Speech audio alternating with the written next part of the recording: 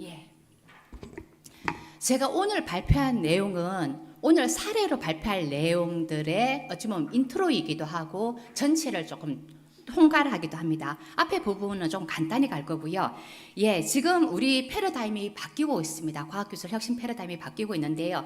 지금 지속 가능성, 그 다음에 CSR, CSV, 그 다음에 국민생활연구, 사회문제 해결력 다 지속 가능성이나 아니면 사회적 가치에 대한 중요성이 강조되면서 논의되고 있는 거죠.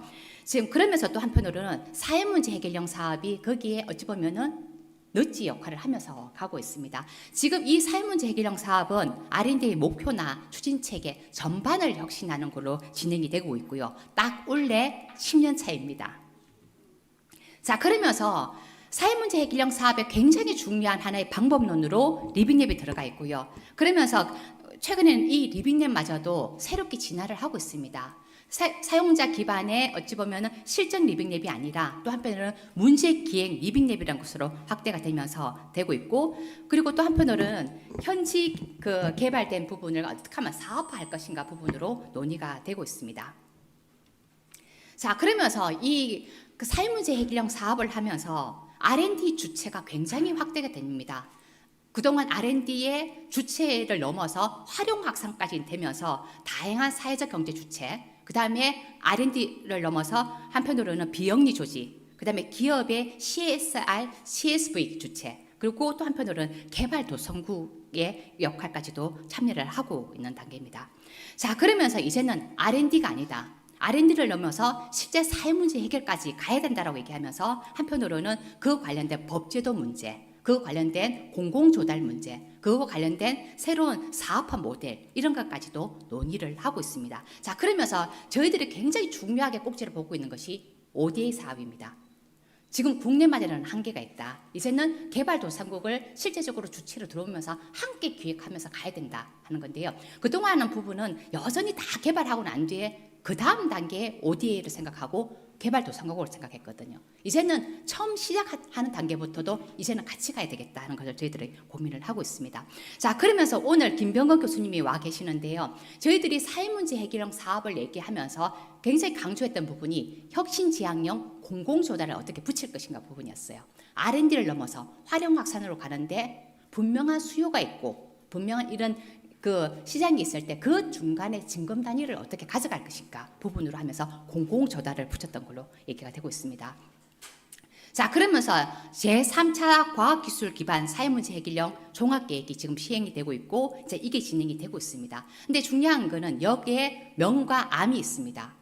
사회문제 해결형이라고 굉장히 크게 펼쳐졌던 부분을 굉장히 핵심 전략으로 영향을 집중하겠다라고 했는데 이렇게 영향을 집중하는 선택과 집중이 올바른 거냐라고 하는 부분이 또 한편으로 있고 여전히 이게 과기부 중심으로 기획을 하다 보니까 R&D 중심으로 더 쏠림을 갔다라고 하는 얘기가 있습니다.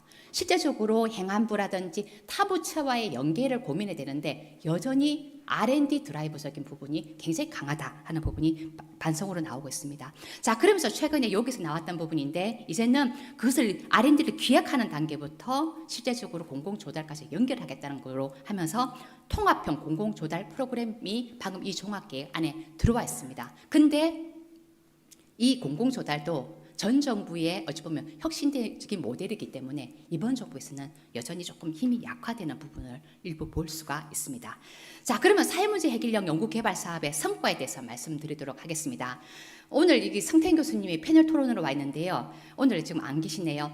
야간 작업자들의 자동 발광 작업법. 핵심은 뭐냐 그러면 야간에 일하시는 분들이 안전을 위해서 어깨나 이런 부분에 발광 키트를 들어가는 거였어요. 근데 중요한 거는 여기 실제 청소하시는 분들하고 리빙립을 통해 가지고 굉장히 좋은 안전복을 만들었습니다. 그리고 실제적으로 혁신지향형 공공조달, 혁신시제품 쪽으로 붙였어요. 그런데 핵심은 뭐냐면 이것이 실제로 현장에 적용되려면 지자체가 이것을 구매를 해줘야 됩니다. 그런데 좋은 제품을 구매하라는 조건은 없어요. 값싼 제품을 구매하라는 조건은 있지. 결국은 이런 좋은 작업복이 실제적으로 활용 확산이 되려면 공공조달을 위한 실제로 그걸 하기 위한 조례를 바꿔야 되는 상황입니다. 자, 그리고 또 한편으로는 성태인 교수님께서는 이런 얘기를 합니다. 하베스트 기술이라고 하는 누구나 움직이면 만들어지는 이 기술이 개발도상국이나 이런 쪽으로 어떻게 하면 한 단계 갈 것인지 하는 게 핵심적인 부분이고요. 또 한편으로는 당신이 만든 이 제품을 우수 제품이라 했던 부분들이 방금 경찰청이라든지 아니면 개발도상국 쪽으로 갈 수 있지 않을까 하는 부분이에요. 조금만 움직여도 그게 발각기 트든 이런 부분이 들어갔다면 이거는 우리나라에 쓰일 수 있다면 다른 나라에도 쓰일 수 있는 거거든요. 그러면서 이 성태인 교수님께서는 ODA 쪽으로 굉장히 지금 관심을 가지고 있습니다. 자, 그 다음에 휴대용 안전카메라인데요. 원래 이 휴대용 안전카메라가 만들어진 부분이 개발도상국에서 나온 수요예요. 많은 분들이 이 눈과 관련된 질병이 있는데 굉장히 못 사는 곳에서 나오는 거거든요. 근데 이분들을 위해서 해결하면서 만든 제품이었는데요. 우리 한국에서도 이 지역 간 경제적인 격차에 의해 가지고 많이 드러납니다. 강남에서는 이 눈 문제가 거의 심각하지가 않아요. 그런데 조금 못 사는 분들은 이런 부분들 경제적인 부분에 의해 가지고 미루다 보니까 거의 실명으로 가고 있는 단계인 거죠. 자, 여기서 핵심은 뭐냐 그러면 휴대용 안전 카메라를 만들었어요. 근데 이 부분이 되려 그러면 그 다음 단계로 어떻게 갈 것인가 부분이 굉장히 중요한 거죠. 이쪽에서도 핵심적인 부분은 그 다음 단계로 가기 위해서 가장 일상적인 사람, 일반적인 사람으로 얘기될 수 있는 원주 의료 사역과 함께 만들어 갔습니다.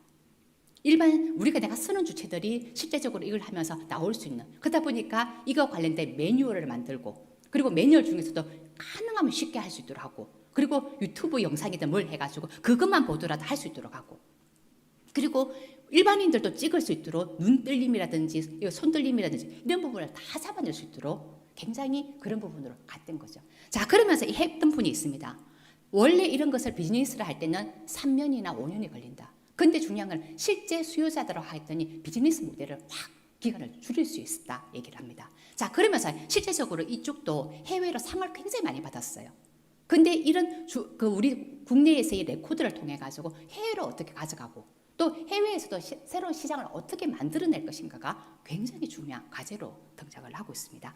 자, 세 번째입니다. 폴리스랩입니다. 폴리스랩은 뭐냐면은 과기부는 과학기술을 가지고 있어요. 근데 경찰청은 현장 관서를 가지고 있고 실제 쓰는 주체들이 있습니다. 이게 모여가지고 폴리스랩을 만들었어요.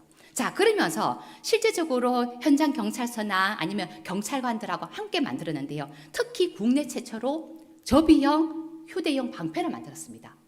근데 재밌는 거는 이 방패를 만들었지만 실제로 이것을 쓰면서 고도화시킬 수 있는 거는 기업이 들어와야 되는 거예요. R&D로 그쳤을 때는 이게 그 다음 단계로 안 되는 거죠. 더 중요한 거는 이 방패가 해외에서 다 관심을 가지는 거예요.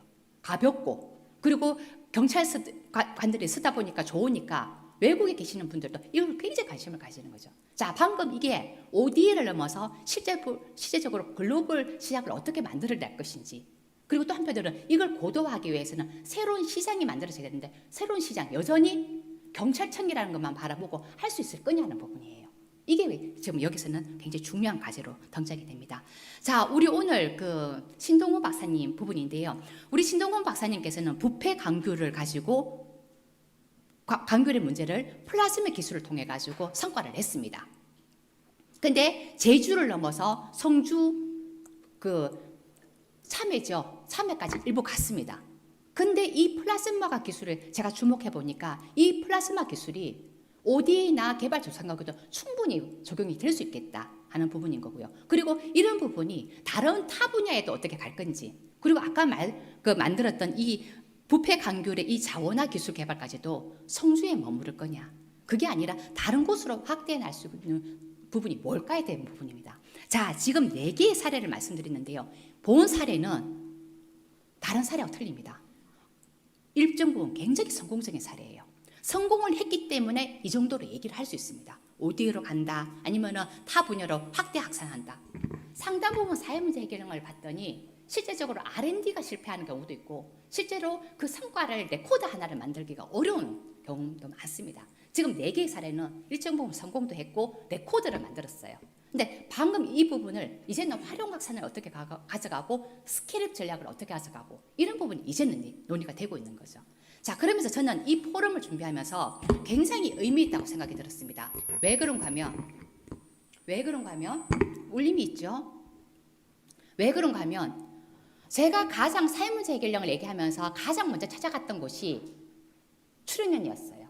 근데 출연연이 그동안 적극적이지 않았습니다. 근데 제가 정상화 센터장님을 만나고 다른 분들, 신동월 박사님을 만나면서 이제는 출연연에서도 충분히 이와 관련된 주제로 리빙랩을 포럼을 할 수 있겠다 생각이 들었고, 오늘 그러면서 김병건 박사님이나 타 분야에 계시는 분들을 모셨습니다. 이만큼 성숙이 됐다는 거죠. 자, 그러면서 정책 과제에 대해서 말씀드리겠습니다. 실제적으로 R&D가 아니다. 실제적으로 이게 문제 해결로 가고 소셜 임팩트를 만들어내기 위해서는 부처 간 협업이 굉장히 중요해요. 근데 중요한 게 여전히 사회문제 해결형 사업이 여전히 과기부의 사업으로 얘기가 되고 있거든요. 실제로 성과를 내려면 행안부라든지 아니면 산업부라든지 이런 역할이 굉장히 큽니다. 이런 연계 부분을 어떻게 고려할 것인가가 굉장히 중요한 부분이고요. 더 중요한 거는 오늘 기업이 많이 와 계시는데 실제 문제 해결까지 가려면 기업의 참여를 촉진하지 않으면 이제는 한계가 있다는 것을 이제는 얘기가 되고 있는 거고요. 자, 그러면 저희들은 포시스의 역할을 굉장히 주목하고 있습니다. 자, 두 번째입니다. 제가 소셜벤처 연구를 작년에 했습니다. 근데 성공적으로 했던 소셜벤처는 거의 공통적으로 코이카의 사업하고 연결을 하고 있었어요. 그리고 CTS 사업들을 다 활용하고 있었습니다. 이거를 활용하지 않는 소셜벤처는 없었어요. 한마디로 말하면 거의 다 글로벌 시장을 위해서 특히 이 코이카 사업을 갖다가 거의 레코드로 가지고 있었어요. 자, 방금 우리도 이런 부분에 이제는 본격적으로 갈 필요가 있겠다 하는 거고요. 그리고 또 한편으로는 행안부든 이런 부분이 보다 더 적극적으로 이 활용 확산과 관련된 사업이 만들어져야 되고, 이제는 처음 할 때부터도 행안부가 같이 기획을 하면서 그 다음 이어 달리기로 할 수 있도록 가는 부분도 이제는 고려할 필요가 있겠다 하는 부분입니다. 자, 그리고 또 한편으로는 여전히 R&D 중심으로 되어 있는데 프리 R&D 그리고 포스트 R&D가 굉장히 강조되고 있습니다. 실제 문제를 발굴하고 그리고 어떤 주체와 연결되어 있는지 이거는 R&D만으로 얘기가 될 수가 없어요. 그래서 프리 R&D가 강조될 필요가 있고 실제 활용 확산과 관련된 포스트 R&D가 강조될 필요가 있습니다. 근데 지금 우리가 다양한 활동들이 R&D로만 얘기하다 보니까 이 굉장히 정말 중요한 사업화라든지 활용 확산과 관련된 B-R&D 활동들이 놓치고 있는 거거든요. 이런 부분의 역할, 이런 부분에 의미 부여를 해야만 다 부처들의 참여를 촉진할 수 있는 부분이기도 합니다. 자, 그러면서 또 한편으로는 저희들이 기후변화, 지속 가능성을 얘기하고 여러 가지 얘기하지만 결국은 그 과제가 지역으로 들어가지 않으면 떠 있는 개념이거든요. 로컬을 할 수밖에 없습니다. 그리고 로컬을 했다 하면 그 다음 단계는 스케일업을 생각해야 돼요. 어떻게 하면 이걸 연결시킬까? 규모화할 것인가? 근데 이런 부분에 대한 고려가 없었던 거죠. 저희들이 리빙업을 한다고 지역을 가보면 굉장히 열심히 해요.